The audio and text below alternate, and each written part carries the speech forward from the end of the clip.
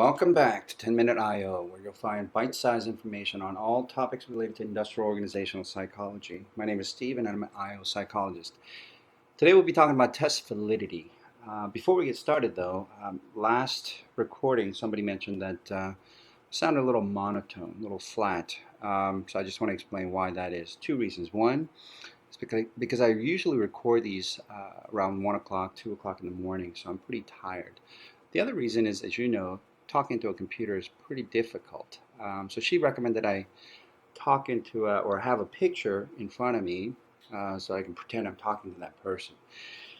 Anyway, I found a picture of my grandmother, so her picture is right in front of me. Even though she didn't speak English at the time she was alive, we'll see how it goes. Let's get started. If you watched the last video, we talked about, I made a distinction between reliability and validity and mentioned that those two are not the same concepts. Reliability has to do with consistency, whether that's consistency of score over time or consistency among the items that are designed to capture that same concept. Validity, on the other hand, has to do with truthfulness, or the question, does your test actually measure what it's designed to measure? So if you're trying to measure sociability, are you actually capturing accurately that concept of sociability? And there are several ways to do this, and we'll talk about each one of those here. So what are the different ways to gauge validity? Here I show three different approaches to gauging validity: content, construct, and criterion-related. I'll talk about each of these in detail in the subsequent slides, but for now, content has to do with whether or not your test items are adequately covering the test domain, the space. Construct-related validity has to do with the concept itself. Are you actually capturing that concept, that psychological concept that you're trying to capture? And the third, criterion-related validity, we're interested in predicting behavior. Does your assessment actually predict the behavior of interest? So let's start with content-related validity. The goal here is to ensure that you comprehensively cover or capture the test domain of interest. To give you an example using a knowledge-based test, let's say Mrs. Smith is an English teacher and she presents 100 vocabulary words throughout the year for her 5th grade class. For her final exam, she wants to create a 20-item test. So in this case, you'll want to make sure that you capture a representative sample of the items that she taught. So here we want to make sure that she has some easy vocabulary words, some moderately difficult vocabulary words, as well as very difficult words. So in this case, visually, you can see that the items presented in the test are representative of the population of the 100 vocabulary words. So here's an example of a deficient test in the sense that the test itself, the bubble on the right, does not represent all of the words that were taught in class. So if you can imagine that the blue dots represent the actual words and the easier words are to the left, you can see that where the red bubble is, that some of the more difficult words are not represented in this particular test. And in this case, therefore, the test is deficient.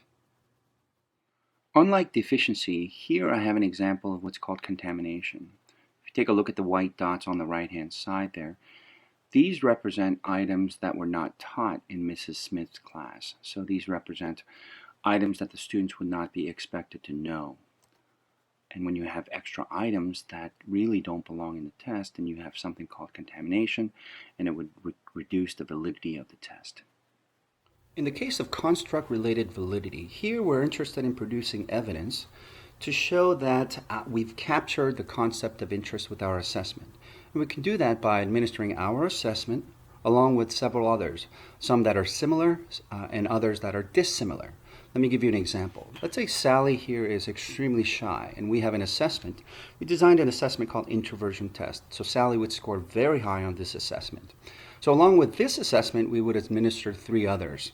One that is also a shyness test that has established validity, and the other two, sociability and social self-efficacy tests that are opposite of shyness. Let me go through the legend real quick. The green arrow represents positive correlation, indicating convergent validity evidence. Red arrow is negative correlation and indicates discriminant validity evidence. So we can expect that if Sally were to take all four of these assessments, her score on the introversion test would correlate positively with shyness test, negatively with the sociability test, negatively again with the shyness test and the self-efficacy, social self-efficacy test, positively with sociability and self-efficacy because they both measure comfort in social settings, and Sally would score low on both of those assessments. And then negative correlations between introversion, self-efficacy, and shyness and sociability test. If you can show these types of relationships, you would have established construct-related validity. Now, with criterion-related validity, we're interested in whether the assessment that we have created actually predicts behavior. We do that in one of two ways, concurrent or predictive, or both. Concurrent just means that we administer the assessment today and analyze the results today to see if the test scores correlate with actual performance or behavior. I'll show you an example in a minute. Predictive just means that we would administer the assessment today, and then we would follow the group of people that we administered the assessment to, employees, let's say, and then maybe a year later we would look at their job performance and see if they correspond to the scores that they obtained on the assessment. So let's imagine that we created this assessment called Sell You Anything. It's a sales competency test. It's designed to predict sales performance. And let's also say that we have a fictitious organization, a sales organization, with 100 sales employees. Now what we would do is, today is Thursday in June, we would administer this assessment, Sell You Anything assessment, to all 100 employees. And of course, we would expect that if the test is good at distinguishing or differentiating different people in terms of their job performance, we would expect that superstar employees would score very high on this Sell You Anything assessment, whereas the average or poor sales employees would score lower. In a sense, indirectly showing that this assessment actually can distinguish high performers from average and poor performers. That, in a nutshell, is concurrent related validity.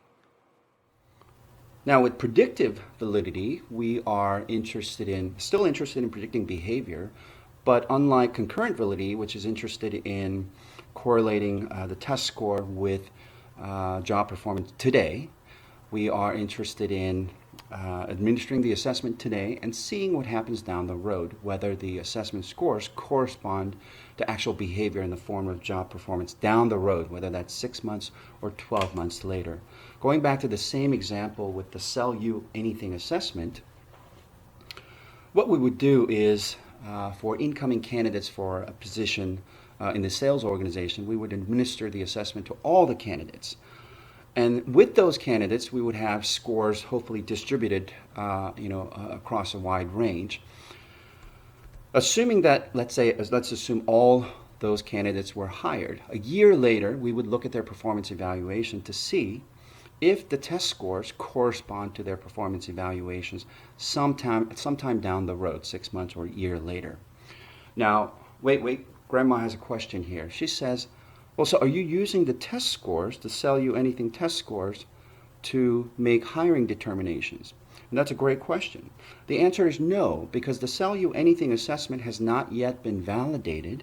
We cannot use that to make hiring decisions. The company would simply hire as they have been using their methods, and then once the assessment has been validated a year later, meaning that the candidates who scored high on this Sell You Anything actually did perform higher a year later, then we would be able to use the assessment because we would have established predictive validity at that point. So far we talked about 3 types of validity: content, construct, and criterion-related validity. So what are the rules of thumb for gauging validity? Starting with content, there's really no correlation coefficient associated with it, because as long as you use subject matter experts and ensure that you cover comprehensively the test domain, then you're okay. With construct-related and criterion-related validity, we do have correlation coefficients that we do need to examine. Now, I'm not going to go through each one of those as they're self-explanatory. I just want to mention that there are really no fixed guidelines, so some of you out there might disagree with these numbers, but these are approximations based on my understanding of the literature and my personal experience in designing assessments. So keep in mind that these are approximations. So that's about it for test validity. I know it's a lot of information to cram into a 10-minute video, so I want to thank you for watching. Coming up next, we have, does your favorite personality test pass the horoscope test? This is a fascinating topic, so I hope you'll join me next time.